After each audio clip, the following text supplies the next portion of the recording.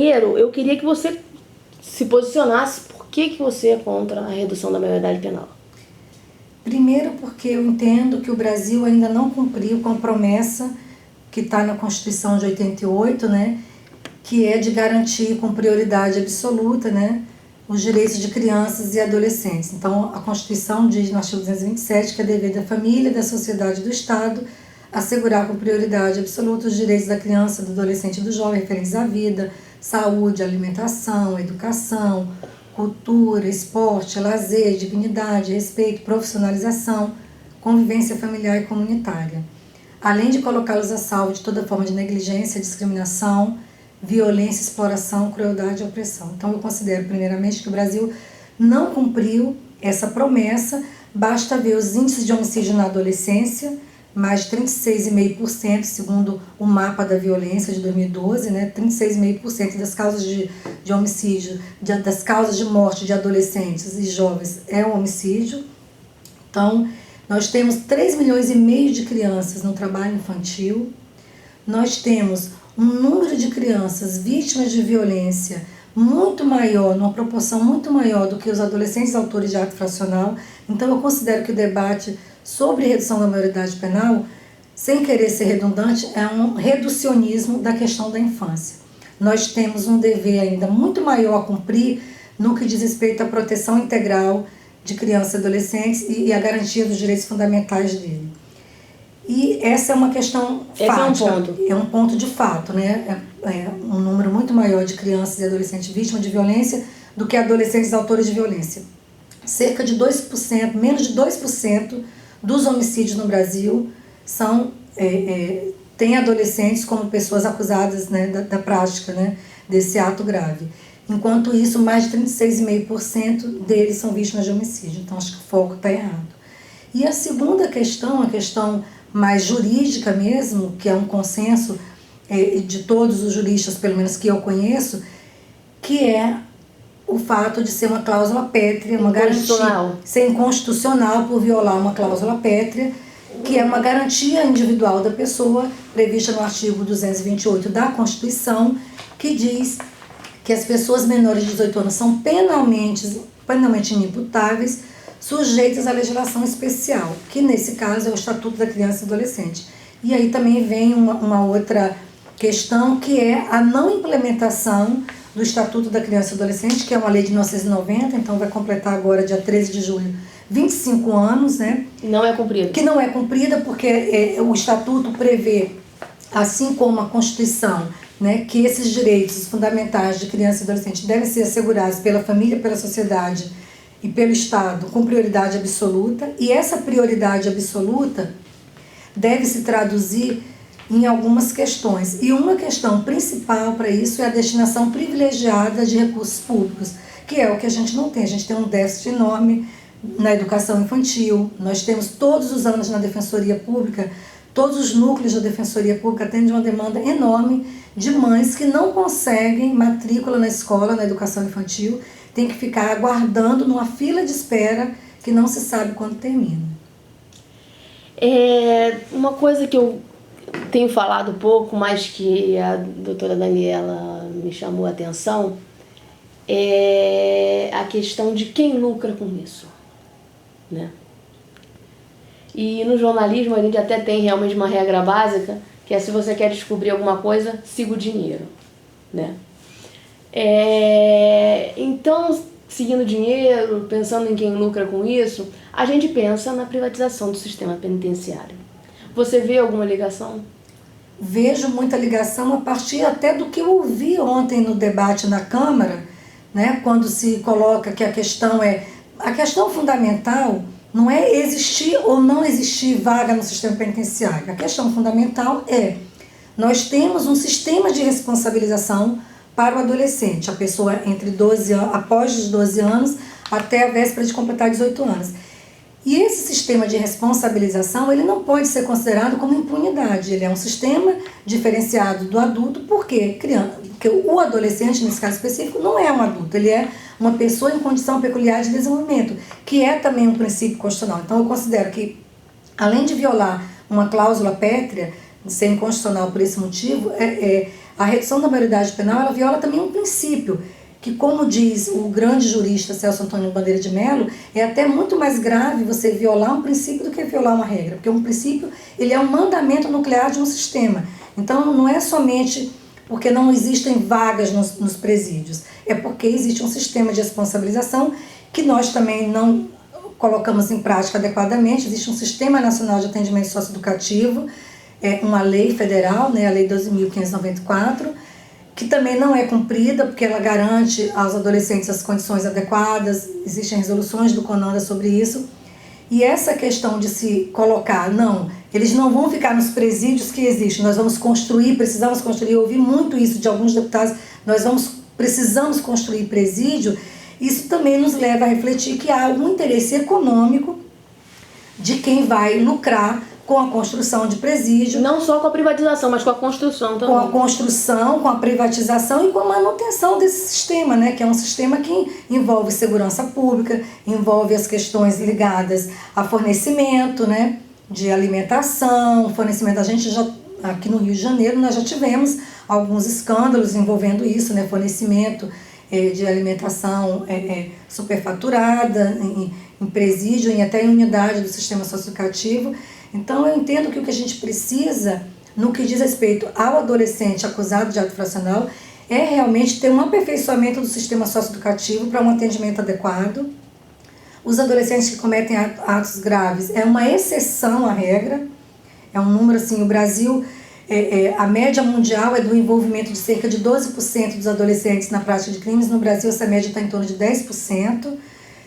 No sistema socioeducativo, nós temos, em medidas em meio fechado, internação sem liberdade, 20 mil e poucos adolescentes, 20.500, segundo os últimos dados estatísticos.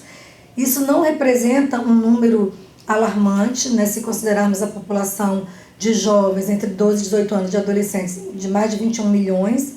Então, assim, eu considero que é um debate equivocado e que, mais do que isso, a gente está deixando de cuidar da proteção de crianças e adolescentes vítimas de violência, vítimas de violência, de homicídio, violência sexual, de todas as formas de violência, de trabalho, exploração do trabalho infantil, e a exploração sexual é uma das piores formas de trabalho infantil, e acho que a gente precisa avançar mais no executivo. Então eu entendo que ao invés do Poder Legislativo discutir redução da maioridade penal, para dar uma sensação, que alguns deles até alegaram isso, que eles sabem que não é a solução, mas isso vai dar uma sensação para a população de maior segurança, vai dar uma resposta.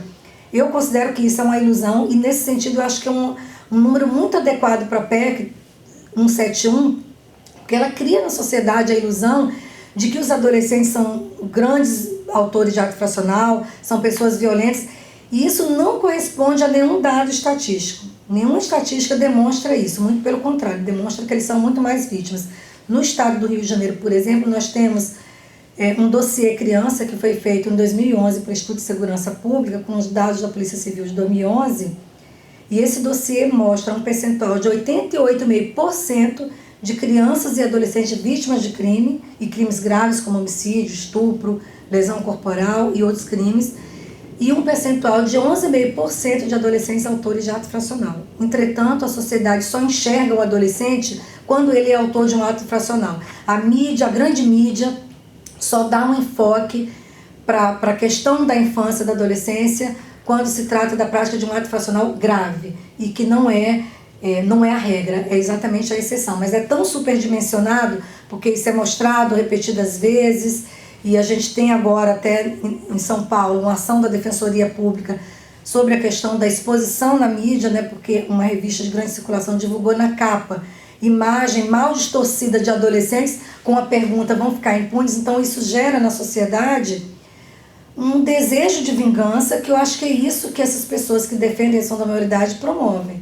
É desejo de vingança, é um equívoco assim, histórico de se enxergar somente o adolescente autor de ato infracional, enquanto a gente ignora as crianças e adolescentes vítimas de trabalho infantil, exploração do trabalho infantil, exploração sexual e várias situações. E você falou, eu tenho visto algumas pessoas do mundo jurídico dizerem que a redução da maioridade penal vai implicar também em várias coisas, como, por exemplo, o jovem de 16 anos vai poder ter acesso à bebida alcoólica, vai poder se prostituir, uma série de outros direitos também e deveres, enfim, que vão implicar nessa redução e vai trazer junto, né, tudo isso. É uma série de consequências que não está se pensando, porque se vai reduzir a maioridade penal, por exemplo, como pretende, que a gente entende que não vai conseguir, primeiro porque talvez até no próprio processo legislativo isso não passe nem no Senado. Acredito nisso. Se ultrapassar essa fase e voltar para a discussão na Câmara e voltar para o Senado, nós ainda temos acesso ao Supremo Tribunal Federal, que eu acredito que, como guardião da Constituição, vai assegurar a manutenção dessa cláusula pétrea, né, que é a imputabilidade aos menores de 18 anos, e nós vamos ter realmente uma série de consequências na questão da exploração sexual. Então, a pessoa de 16 anos, se ela é maior de idade, ela não vai poder ser vítima de um crime, por exemplo, como exploração sexual. A proibição de bebida alcoólica, que recentemente foi transformada em crime, né, a proibição de venda de bebida alcoólica para pessoas menores de 18 anos, também não vai se poder, é um contrassenso até, se proibir a venda de bebida alcoólica para uma pessoa que pode ser responsabilizada criminalmente. A mesma questão de dirigir também. O adolescente com 16 anos que não tem maturidade, e aí eu vejo também um outro debate, uma outra colocação completamente equivocada quando as pessoas falam em discernimento. Esse critério de discernimento é um critério que foi utilizado pelo Código Criminal do Império, de 1830, em que a imputabilidade penal era aos 14 anos, mas existia um critério de discernimento a partir dos 9 anos. A mesma coisa no Código, a partir dos 9 anos, no Código Penal, Código Criminal, o primeiro da República foi de 1990. Então, assim, isso é um equívoco e um retrocesso social sem tamanho, por isso também seria inconstitucional. Mas o critério, o princípio, a questão não é do discernimento ou não. A questão é uma pessoa com 16 anos de idade, com 17 anos, antes de completar 18 anos, ela ainda está em processo de desenvolvimento. Então não é questão de discernimento ou não, é questão de desenvolvimento. E é uma questão também que eu considero muito de alheamento, porque nós só vemos os nossos filhos, os nossos amigos, os filhos dos nossos amigos, dos nossos parentes, como possíveis vítimas de outros adolescentes ou até de adultos. Nós não conseguimos nos enxergar no lugar de parente de alguém, de algum adolescente acusado de ato infracional. Então sempre as pessoas perguntam assim, com relação a se acontecesse com você, e se você fosse vítima, e se fosse alguém da sua família. Nós não conseguimos nos colocar no lugar desses adolescentes que cumprem medida, dessas famílias, nas condições completamente desumanas, e a gente tem várias, na Defensoria Pública nós temos várias ações civis públicas exatamente em relação a essas condições inadequadas do atendimento dessas unidades socioeducativas, onde tem questão de violência, onde tem falta de estrutura física. Então, assim... Você me lembrou agora de uma médica, não sei se você soube que uma médica foi assaltada ontem, deu hoje no jornal. Ela foi assaltada ontem no ônibus e o assaltante dela foi baleado e ela foi prestar atendimento médico ao assaltante, né? E foi criticada por prestar atendimento médico ao assaltante.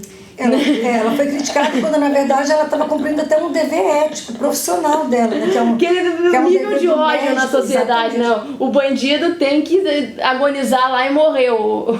Pois é, e quando a pessoa está cumprindo o que é até um dever dela ético, profissional, ainda sofre essa crítica. Mas, assim, esses casos mostram que a gente ainda pode acreditar um pouco na humanidade. O caso da médica, a atitude da médica que foi assaltada, mas prestou o serviço. Prestou o atendimento, né, sim, e ele não morreu. Adequado, né, ao paciente. E quem sabe até esse assaltante não possa, com isso, ter uma nova visão, né, enxergar de uma outra forma, né, essa questão. E é uma coisa também que a gente não discute, que está envolvida nos atos infracionais praticados por adolescentes, que a maioria deles tem a ver com a questão da condição econômica. O perfil desses adolescentes que cumprem medida, eles são de famílias extremamente vulneráveis, eles não têm sequer o ensino fundamental, os dados do DEGAS demonstram isso, cerca de 95% desses adolescentes não têm sequer o ensino fundamental completo. Muitos não têm o reconhecimento da paternidade no seu documento, e quando tem na certidão de nascimento, não tem na vida essa figura paterna, e isso tudo, né, é ignorado. Eles são vistos somente como autores de ato infracional, como infratores, e eles não são enxergados como pessoas em condição de desenvolvimento, que podem ter uma outra perspectiva na vida. E a maioria desses atos está relacionados não somente aos atos para oferir renda, como o roubo e o furto, mas também o próprio envolvimento no tráfico de drogas, que segundo a Convenção 182 da Organização Internacional do Trabalho, que foi ratificada pelo Brasil, é considerada uma das piores formas de trabalho infantil. E a gente não enxerga dessa forma. O adolescente envolvido no tráfico de drogas, ele também é vítima de uma das piores formas de trabalho infantil. Porque esse envolvimento dele nessa atividade tem um fim econômico, que é uma atividade remunerada, ilícita, mas remunerada, né? E bem remunerada. E bem remunerada, e o Estado não consegue oferecer políticas públicas para oferecer uma outra perspectiva para esse jovem, né? Então a gente entende que o adolescente envolvido, por exemplo, com tráfico de drogas, ele deveria receber uma medida de proteção para afastamento dessa atividade, não simplesmente uma medida de punição, uma medida de internação, para depois ele voltar para aquela mesma realidade. E é interessante até que é utilizada muitas vezes essa justificativa, não só pelo juiz quando aplica a medida de internação, como o próprio Ministério Público quando requer a internação, que é um argumento que o objetivo é tirar o adolescente do ambiente pernicioso onde ele vive. E aí eu questiono, e para que ambiente que o adolescente volta depois que ele cumpre essa medida? Eu me lembrei agora também de uma coisa que eu anotei aqui, que ontem ou anteontem, eu já fazendo essa série de entrevistas, eu estava ouvindo a música Faroeste Caboclo, do Renato Russo, e tem uma passagem que eu anotei aqui que ele diz assim: aos 15 foi mandado para o reformatório, onde aumentou seu ódio diante de tanto terror, né? E aí eu fiquei pensando, se naquela Renato Russo, na década de 80, naquela época o cara era mandado para o reformatório, já aumentava o seu ódio diante de tanto terror, hoje em dia, sei lá, deve estar pior ainda, né? E aí eu fico pensando, se no reformatório ele aumenta o ódio, na prisão ele também aumenta o ódio, porque é uma das alegações de quem é contra a redução, porque vai entrar na prisão e vai sair de lá pior ainda. Então, qual é a saída? Eu falei isso para a doutora Margarida, que eu tive com a doutora Margarida hoje de manhã. Eu falei, doutora Margarida, qual é a saída? Reformatório ou prisão? Ela, nem reformatório nem prisão, é escola. Tá bom. É isso mesmo? Nem reformatório nem prisão, é escola? As medidas, é isso mesmo, as medidas de privação de liberdade, tanto a internação como a prisão, elas deveriam ser medidas realmente excepcionais. E esse princípio da excepcionalidade, ele está consagrado não só no Estatuto da Criança e do Adolescente, no artigo 121, que diz que as medidas privativas de liberdade estão sujeitas aos princípios da brevidade, excepcionalidade e respeito à condição peculiar de pessoa em desenvolvimento, como na própria Constituição de 88, lá no artigo 227, parágrafo 3º, inciso 5, fala de obediência aos princípios da brevidade, excepcionalidade e respeito à condição peculiar de desenvolvimento quanto do cumprimento de medida privativa de liberdade. Porque realmente essa medida deveria ser uma exceção e o Estatuto prevê de forma explícita quais são os casos em que deve ser aplicada a medida de internação, para ato cometido com violência ou grave ameaça contra a pessoa, na reiteração do cometimento de outras infrações graves, que seriam mais de 3 atos, porque a reincidência seria o 2º ato, e no descumprimento reiterado e injustificável da medida anteriormente imposta. Então, realmente, tanto a internação como a prisão deveriam ser excepcionais, deveriam ser reservadas aos casos mais graves, e por isso não tem muito sentido quando a gente ouve falar assim, mas os adolescentes eles vão ser colocados em outros locais, não vão ser colocados junto com presos perigosos, ou então existe no sistema socioeducativo um envolvimento, uma convivência de adolescentes que cometem atos graves com os adolescentes. Isso não deveria existir, isso é uma arbitrariedade, isso é uma falta de cumprimento, de observância de princípios legais e constitucionais, porque somente deveria estar internado o adolescente que cometesse um ato grave, com violência ou grave ameaça contra a pessoa. Fora isso, ele deveria receber outras medidas em meio aberto, de acompanhamento, e o acesso realmente à educação, que está cada dia mais difícil. E para você ver essa questão de aumentar o terror, isso é real. Somente aqui no estado do Rio de Janeiro, desde março do ano passado até junho desse ano, nós tivemos 5 mortes de adolescentes dentro de unidade de sistema socioeducativo. Então, assim, isso é uma coisa... Eles já são justiçados lá dentro mesmo. Isso é uma coisa muito séria, muito grave, e que não é enxergado pela sociedade, ou porque não se quer, ou porque não se tem visibilidade. Isso, no máximo, dá uma nota de rodapé, né? Isso não é considerado tão importante.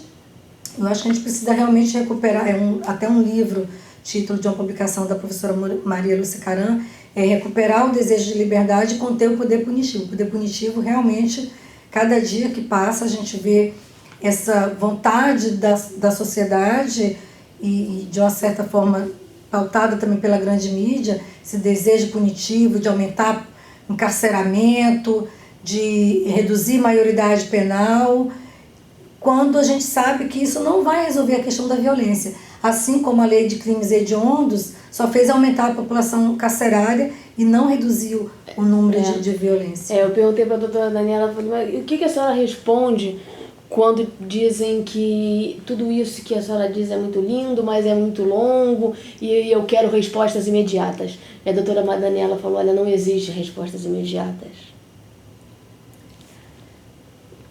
O que você acha disso? Você seria tão radical de dizer que não existe resposta imediata, ou você acha que podem existir algum tipo de resposta imediata? O que eu acho... É o que a população quer, né? A população vê um crime e quer uma resposta imediata. O que a gente deveria trabalhar é na perspectiva da prevenção. Para trabalhar na perspectiva da prevenção, o que eu preciso ter? Eu preciso garantir políticas públicas de acesso a direitos, eu preciso ter... por parte desses adolescentes, acesso não só à educação, como à cultura, ao esporte, ao lazer, porque o ambiente onde ele vive, nos locais que são sitiados numa guerra entre polícia e tráfico, é um ambiente que não favorece o desenvolvimento pleno da personalidade com acesso, por exemplo, à cultura, ao lazer, ao esporte. A gente sediou a Copa do Mundo, vai sediar a Olimpíada. E como é que está a questão do acesso, do direito da criança e adolescente ao esporte? Que é visto assim como um objetivo tão distante na vida deles. Então, assim, o que é oferecido nesse ambiente? Eu acho que o que a gente precisa buscar é mais do que nunca e sempre a responsabilização do poder público pelo não cumprimento do papel dele. E nesse sentido, eu considero que o Legislativo, ao invés de gastar tanto tempo em discutir uma proposta de emenda à Constituição, que é a PEC 171 e seus vários apensos, que foi proposta ainda em 1993, ou seja, 3 anos após... O número da PEC é bem sugestivo, apropriado ao que ela pretende, né, 171. É criar essa ilusão de que vai resolver a questão da violência reduzindo a maioridade, quando eles próprios sabem que não vão resolver. Mas é responsabilizar o poder público pelo descumprimento do dever constitucional de garantir a prioridade absoluta no respeito aos direitos de criança e adolescente. Esse é o papel. E o Poder Legislativo, que tem, para além do papel de elaborar leis, o papel de fiscalização, ao invés de estar propondo rediscussão da Constituição e de proposta até inconstitucional, que é reduzir a maioridade penal, deveria, por exemplo, fazer uma caravana para conhecer o sistema socioeducativo no Brasil. Essa, por exemplo, seria uma resposta imediata. Seria uma resposta, fazer uma caravana para conhecer as unidades de atendimento socioeducativo no Brasil, para conhecer o sistema penitenciário, que, aliás, existe uma ação de descumprimento de preceito fundamental no STF, proposta pelo PSOL em relação às condições do sistema penitenciário, e no sistema socioeducativo não é diferente. Nós temos várias ações aqui no Rio de Janeiro, ações civis públicas propostas pela Defensoria Pública, algumas até propostas pelo próprio Ministério Público, para que o Estado adeque as unidades de internação aos preceitos legais. E isso a gente tem ação civil pública desde 2005. O Educandário Santo Expedito, que fica localizado no complexo de Bangu e é até conhecido como Bangu Zero, nós temos ação civil pública desde 2005, dizendo que ele está inadequado ao que prevê o sistema socioeducativo por estar numa área de presídio. Então, assim, de uma certa forma, já vem se tentando aproximar cada vez mais as unidades de cumprimento de medida socioeducativa ao sistema penitenciário, até pela vizinhança, né, entre esses dois equipamentos. Mas isso, sinceramente, não vejo como solução, acho um retrocesso. E lamento muito que, ao invés de estarmos discutindo na celebração, que se é que se pode dizer assim, dos 25 anos de Estatuto da Criança e Adolescente, fazermos um balanço do que foi cumprido e do que não foi cumprido até agora e verificarmos os dados de crianças que não têm acesso à educação, que não têm acesso à moradia, que não têm acesso a outros direitos fundamentais, à cultura, ao esporte, ao lazer, as crianças que ainda são vítimas de trabalho infantil, inclusive suas piores formas, nós estamos com todas as atenções voltadas para a redução da maioridade penal, para uma exceção e não para a verificação do que deveria ser a regra, que é o respeito ao direito de todas as crianças e adolescentes. Eufrásia, você acho que já bateu todos os recordes, tem 25 minutos de entrevista.